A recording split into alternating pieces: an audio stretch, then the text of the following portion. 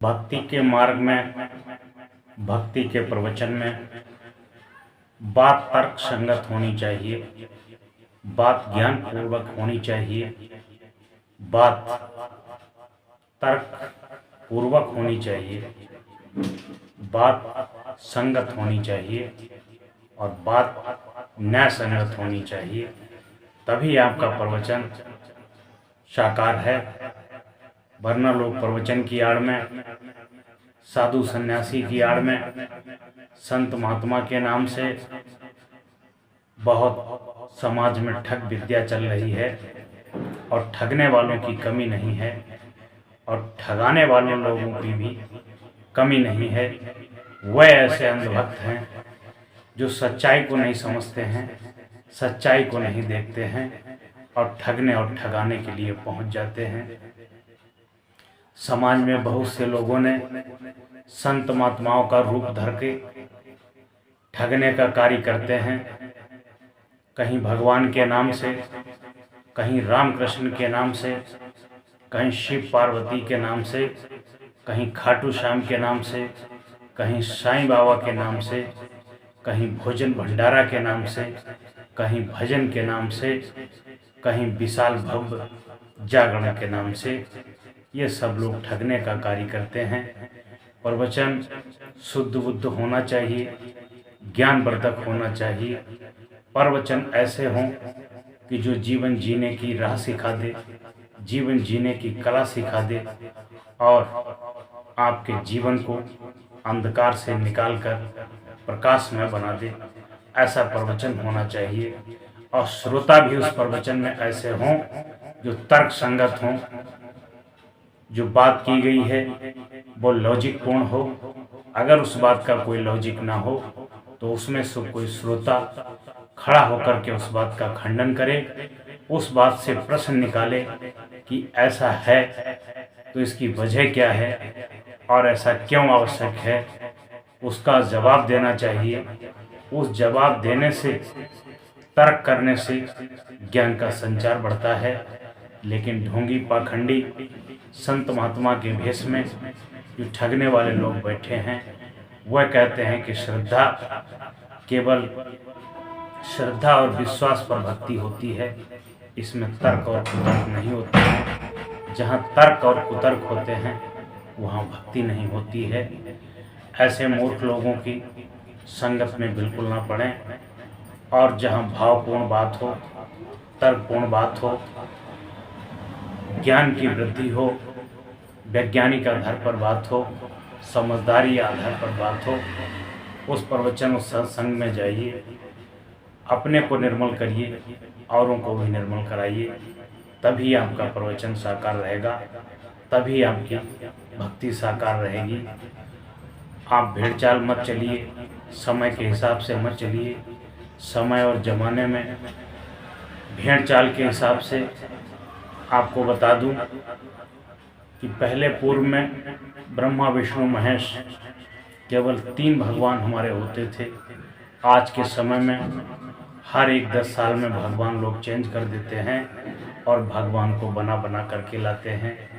कभी खाटू श्याम को ला रहे हैं, कभी लड्डू गोपाल को ला रहे हैं, कभी शनि महाराज को ला रहे हैं, कभी बजरंग बली को ला रहे हैं। धीरे धीरे ब्रह्मा विष्णु महेश जो हमारे सृष्टि के निर्माता हैं, उनका लोग नाम तक नहीं लेते हैं। आजकल खाटू श्याम का बहुत ज़्यादा प्रचलन है। खाटू श्याम के जहाँ जहाँ मंदिर हैं वहाँ बहुत बहुत लंबी कतारें लगती हैं, भीड़ लगती है और देखा गया कि रोड तक जाम हो जाता है। जनपद शाहजहाँपुर में बरेली मोड़ पर स्थित खाटू श्याम का मंदिर है। वहाँ पर एकादशी के दिन श्रद्धालुओं की इतनी भीड़ उमड़ी कि जो मंदिर जाने का रास्ता, जो ग्रिल और पैंडी लगी हुई थी, ग्रिल भी टूट गई धक्का मुक्की में और रोड इतना जाम हो गया जिसका जवाब नहीं है। धीरे धीरे हमारे लोग ब्रह्मा विष्णु महेश को भूल रहे हैं और नए नए देवी देवताओं को जन्म देते हैं। एक बार मैं लखीमपुर जा रहा था, वहाँ पर एक मंदिर है नकटी देवी।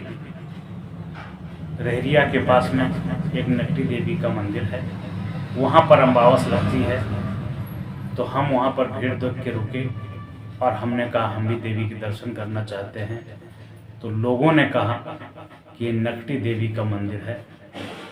हमें बहुत आश्चर्य हुआ, बहुत ताज्जुब हुआ कि लोग अपने हिसाब से नए नए देवी देवताओं की रचना कर लेते हैं। जैसा आदमी होता है वैसा ही अपना देवी देवता बना लेता है और वैसा ही अपना भगवान बना लेता है। शराब पीने वाले, मुर्गा मछली खाने वाले काल भैरव को अपना देवता बनाते हैं और उनको प्रसाद में शराब और मांस मछली भी चढ़ाते हैं। जो शुद्ध बुद्ध आत्मा है, जो चैतन्य हैं, जो शुद्ध शाकाहारी हैं, वो बजरंग बली को अपना देवता मानते हैं, अपना भगवान मानते हैं। क्योंकि वे कुछ नहीं खाते थे इसलिए उनकी स्थापना करते हैं। इंसान इतना बिगड़ गया है कि अपने आधार पर अपने देवी और देवता को बनाता है और भगवान को भी मनाता है। सीधी सादी जनता को, सीधी सादी पब्लिक को जो जितना मूर्ख बना लेता है, जितनी पब्लिक को लुभावने की बातें कर लेता है, वो उतना ही बड़ा धर्मात्मा बन जाता है, उतना ही बड़ा गुरु बन जाता है। सीधी बात, ज्ञान की बात और तर्कपूर्ण बात लोग सुनना नहीं चाहते हैं, लोग पसंद नहीं करते हैं।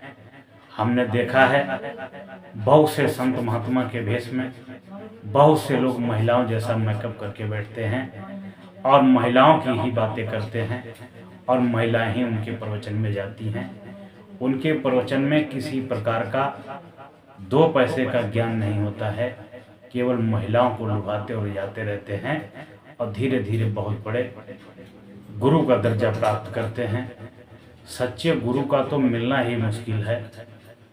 मेकअप तो मेकअप, इतना त्यागी और वैराग्यवान होगा जो केवल सीधा साधा थोड़ा बहुत कुछ शाकाहारी भोजन खाएगा, दूध पिएगा, यहाँ तक कि लौंग इलायची तक का नशा नहीं करेगा। और जो ढोंगी पाखंडी बाबा होते हैं वह पब्लिक को रिझाने और लुभाने का काम करते हैं। उन्हें नाना प्रकार के भरम ढकोसला आडंबर में फांसते हैं और उनसे नाना प्रकार की धन उगाही करते हैं। कहीं भूत प्रेत के नाम से, कहीं भूत प्रेत के नाम से भूत प्रेत चुड़ैल मरही मसान नटवीर खब्बीस जिंद परिंद ओझा बैगा नाव टोना टोम्बा टोनही, ये गंडा तवीज भभूत लौंग, ये सब करके देते हैं और उनसे मनचाहा धन उगाते हैं। ऐसे भी लोग जिन्हें लोग संत कहते हैं, शर्म आती है ऐसे लोगों को संत कहते हुए। और मूर्ख हैं वो लोग जो ऐसे लोगों को संत मानते हैं। प्रवचन में जाने से ना तो आपके अंदर कोई अंधविश्वास रहेगा, ना आपके अंदर कोई भ्रम ढकोसला रहेगा, ना कोई पाखंड और आडंबर रहेगा। मनुष्य अथवा जो स्तनधारी प्राणी होता है वो अंडे को नहीं बच्चे को जन्म देता है, और जो पर वाला पंछी होता है वो बच्चा नहीं अंडा देता है, उससे उसका वंश आगे चलता है। और भूत प्रेत निशाचर ये ना अंडे से पैदा होते हैं ना बच्चे से पैदा होते हैं। ये सब कहाँ से आते हैं? ये सब तुम्हारी बुद्धि और विवेक से आते हैं। तुम्हारे अंदर बुद्धि नहीं है, तुम्हारे अंदर विवेक नहीं है, इसलिए तुम भरम ढकोसला में फंसते हो। और जो तुमको मीठी मीठी चिकनी चुपड़ी बातें कर करके लुभावते हैं और तुमसे पैसा उगाही का काम करते हैं, और तुम हंसी खुशी इनको अपना पैसा लुटा देते हो। ये तुम्हारा सोना चांदी बिकवा के और तुम्हें कौड़ी खरीदवा देते हैं, तुम्हें मूर्ख बनाते रहते हैं। इनके पास इतनी लग्जरी सुविधा होती है, लग्जरी लाइफ होती है, लग्जरी गाड़ियाँ होती हैं, जीवन में ऐश और मौज करते हैं। किसकी वजह से करते हैं? सिर्फ तुम्हारी मूर्खता की वजह से करते हैं। इसलिए अपने को शुद्ध बुद्ध आत्मा बनाओ, खान पान शुद्ध रखो, प्रवचन सुनो तो कोई ठीक महापुरुष के प्रवचन सुनो, और सत्संग प्रवचन में जाओ तो किसी त्यागी पुरुष के, किसी सिद्ध पुरुष के प्रवचन में जाओ, वरना ढोंग ढकोसला आडंबर में मत पड़ो और प्रवचन सुनो, प्रवचन का आचरण उतारो, तभी आपका कल्याण होगा। पल्लू झार कथा सुनने से कुछ भी नहीं होगा, कुछ भी नहीं।